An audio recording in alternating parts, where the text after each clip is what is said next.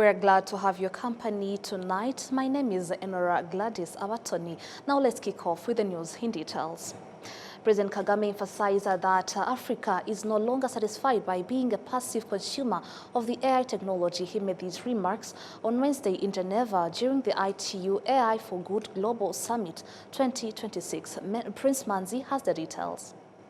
This summit, convening for the 9th time, is organized by the International Telecommunication Union, ITU, alongside 50 United Nations sister agencies. This year's summit was also set to launch the AI for Good Global Commission. President Kagame affirmed that the artificial intelligence contributes to the growth and well-being of citizens. Artificial intelligence has the power to transform lives and strengthen economies. ITU is demonstrating that it is possible to build AI into a force for global equity. The challenges ahead of us are evident. Geopolitical rivalries have turned technology into a competition. This diverts attention from how AI tools can speed up development.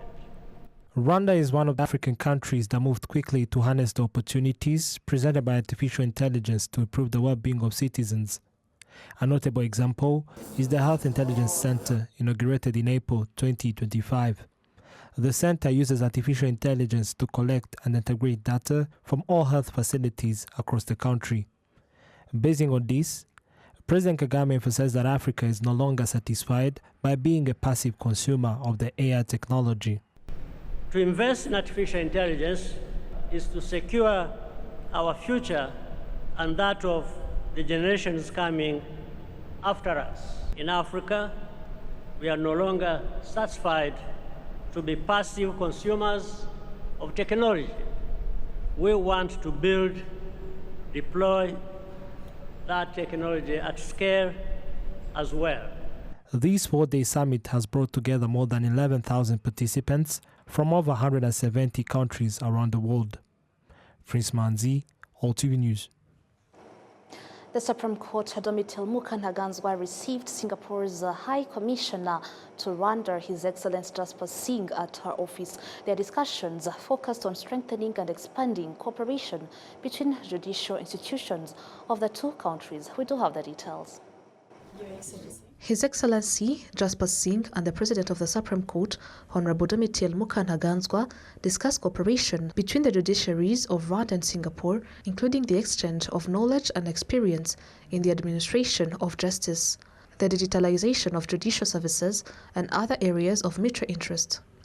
His Excellency Jasper Singh said his meeting with the President of the Supreme Court was intended to further strengthen the long-standing bilateral relationship between Rwanda and Singapore, particularly in the justice sector. Well, Singapore and Rwanda have a wonderful relationship. We are very close.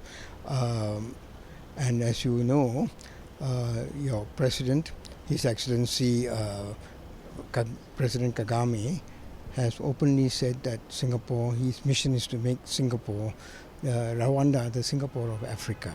Well, the issue was really to reaffirm our close relationship with Rwanda in all areas of cooperation. Rwanda and Singapore, as you know, are extremely close. This is my 4th representational visit to Rwanda since I became High Commissioner. And it's always wonderful to come and meet different people. And today's meeting with the Chief Justice was especially useful and informative. And it was a wonderful pleasure meeting her. Meanwhile, Judiciary spokesperson Harrison Mutabazi said Rwanda has much to learn from Singapore, whose judicial system is widely regarded as one of the strongest and most trusted in the world.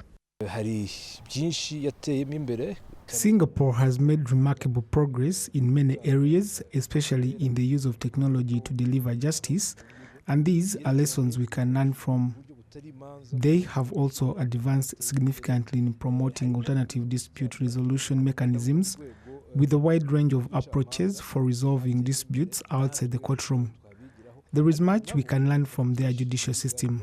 At the same time, during our discussions, they also identified areas where they would like to learn from Rwanda.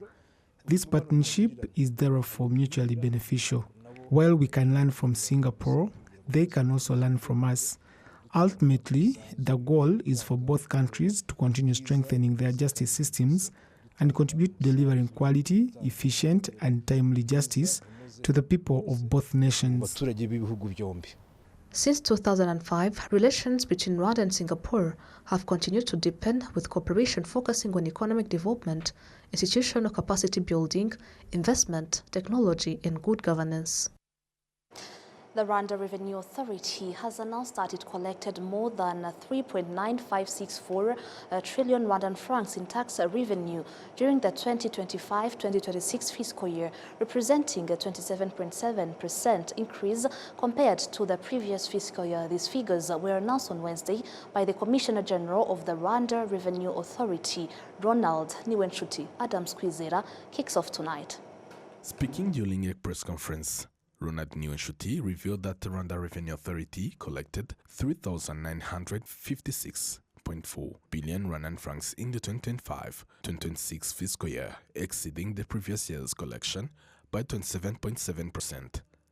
Regarding taxes collected on behalf of local governments, Rwanda Revenue Authority surpassed its target by collecting 137.9 billion Rwandan francs, equivalent to 102.4% of the planned revenue. The Commissioner General attributed this performance largely to the strong partnership between taxpayers and the tax administration built on transparency and a better understanding of the importance of paying taxes. So by working together, we continue to foster a culture of voluntary tax compliance, which remains the cornerstone of an efficient and sustainable tax administration.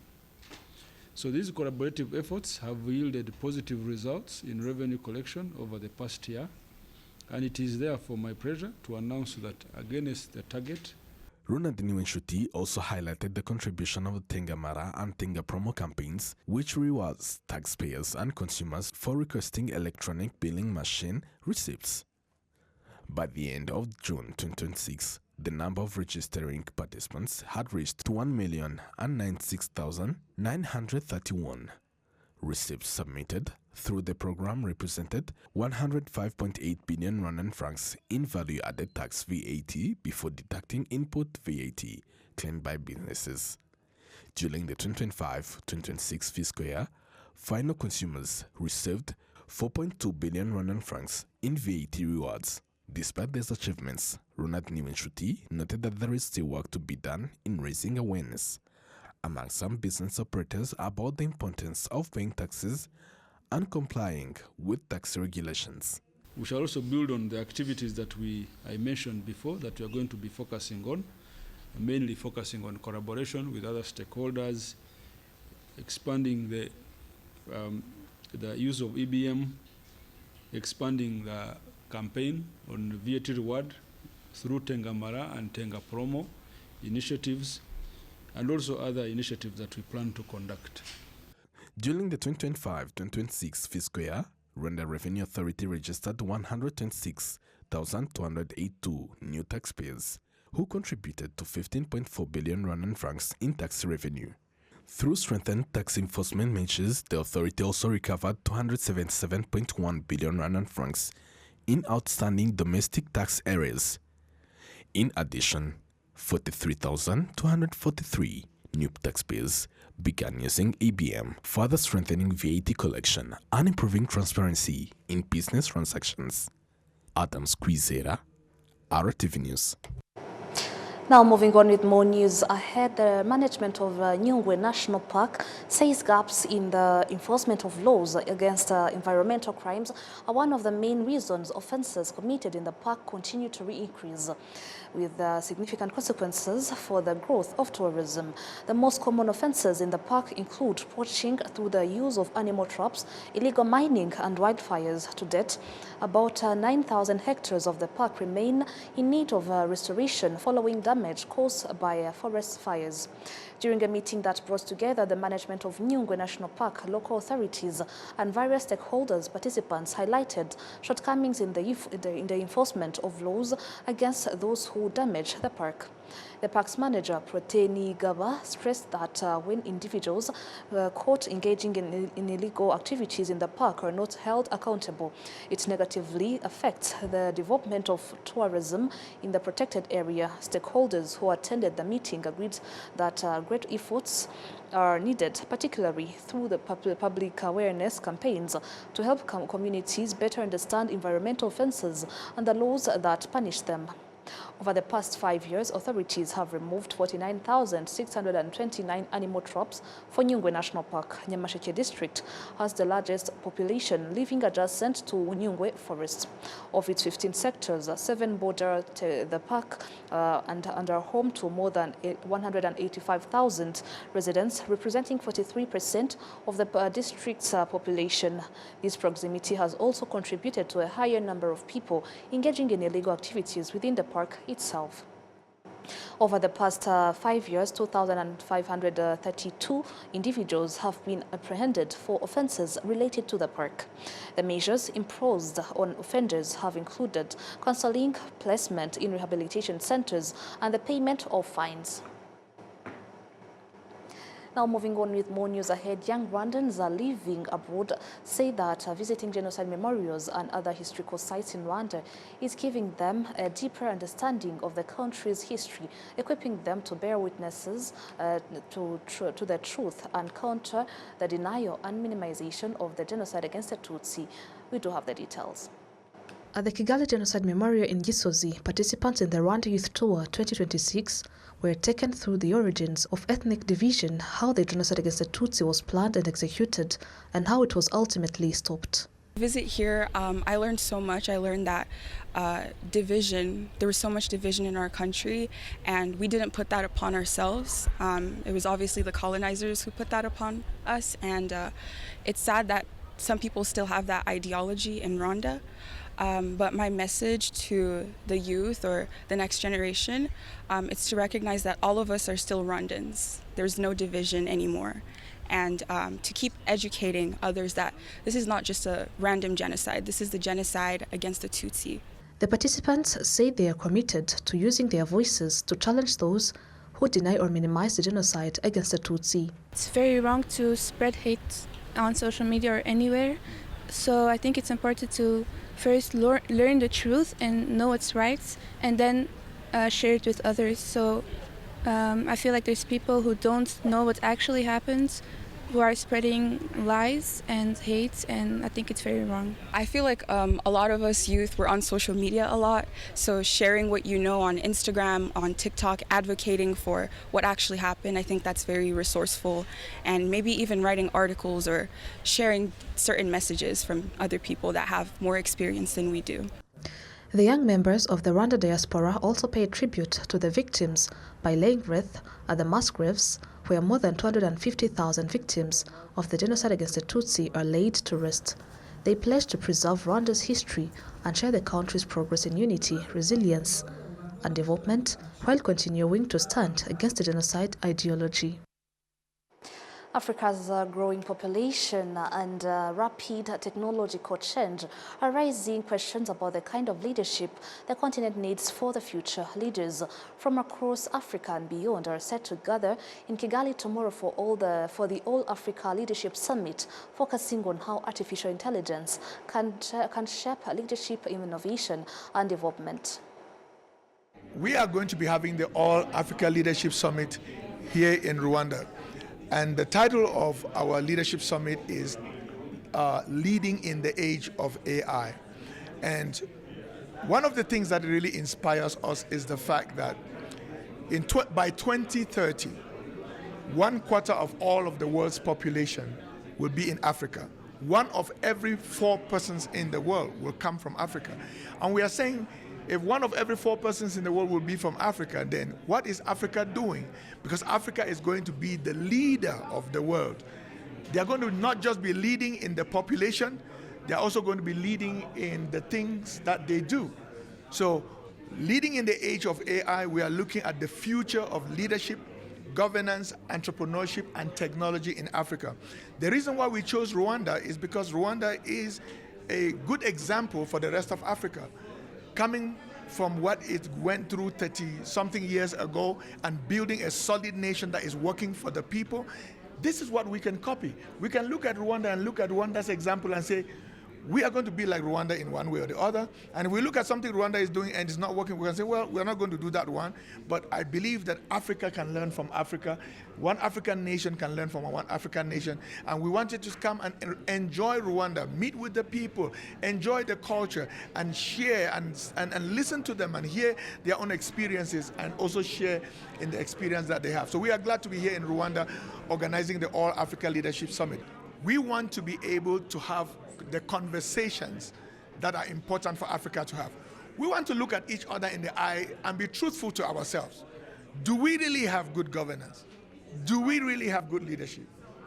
What is going on with our entrepreneurship? What is going on with our technology? What can we do as Africans? What can we do as the people that will be at that conference that will start taking Africa to that next level? You know, I think that time has expired for all to be pointing fingers at one another and start looking at the solutions. Anyone can tell what is wrong with Africa, but very few can point to one solution that they have.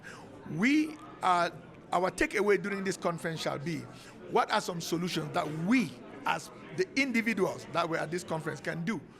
And what are the solutions that we can take to our networks, to our countries, and say, please, can we consider start moving in the direction that brings about solutions to the African continent?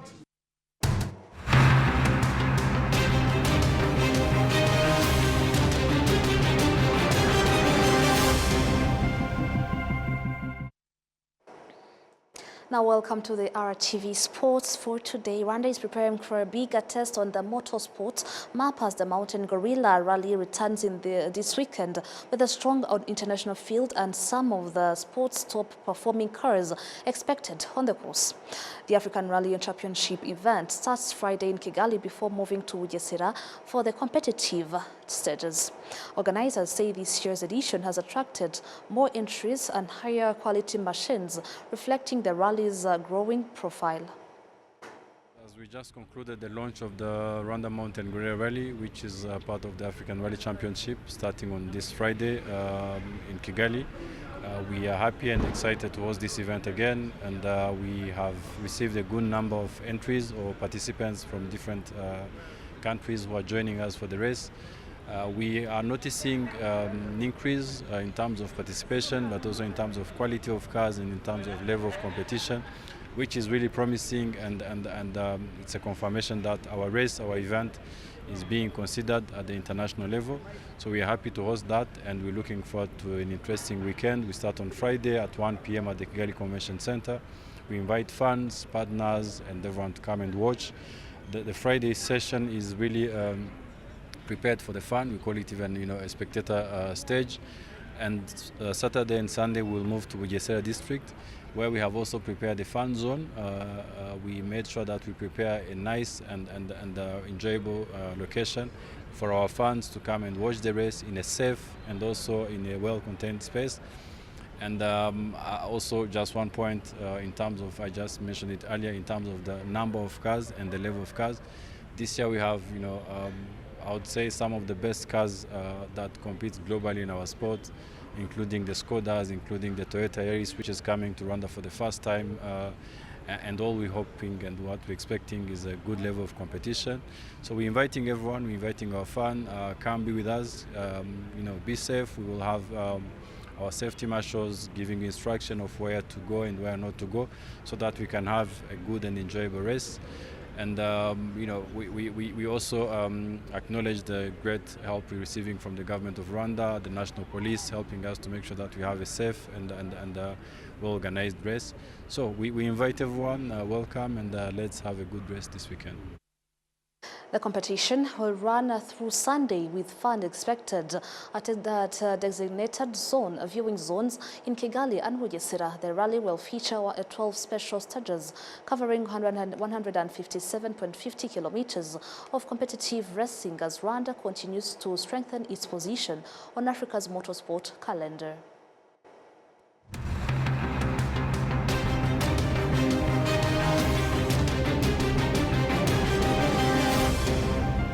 And now that wraps up today's English News Bulletin for tonight. Thank you so much for watching. My name is Enora Gladys, and on behalf of the whole entire team, thank you so much for watching. Have a good night, and to stay with Rwanda Television. Stay safe.